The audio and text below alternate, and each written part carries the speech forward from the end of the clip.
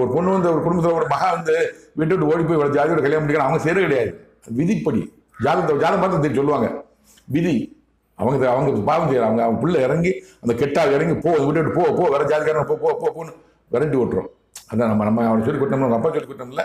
இந்த கழகத்தை அதை உங்களுக்காக சொல்றேன், இந்த கழகத்தை உண்டாக்கியது கடவுள். சசிகலாவுக்கும் ஜெயலலிதாவுக்கும் கழகத்தை உண்டாக்குறது கடவுள்.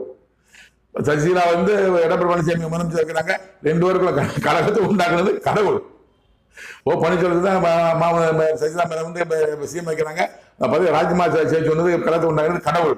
உங்களுக்கு தெரியாது, எனக்கு தெரியும். அப்பா என்னை பேசுவாரு, என் பிதா என் தேவா கருத்து என்று பேசுவாரு.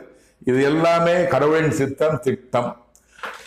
தமிழ்நாட்டில் உள்ள அரசியல்வாதி அனைவருமே எச்சரிக்கையாக இருங்கள். தமிழ்நாட்டு அரசியல்வாதிகள் அனைவருக்கும் மூலமாக என் தேவனாய் கருத்து நீட்டி விட்டார். அனைத்து அரசியல்வாதிகளுக்கும் கெட்ட காலம்.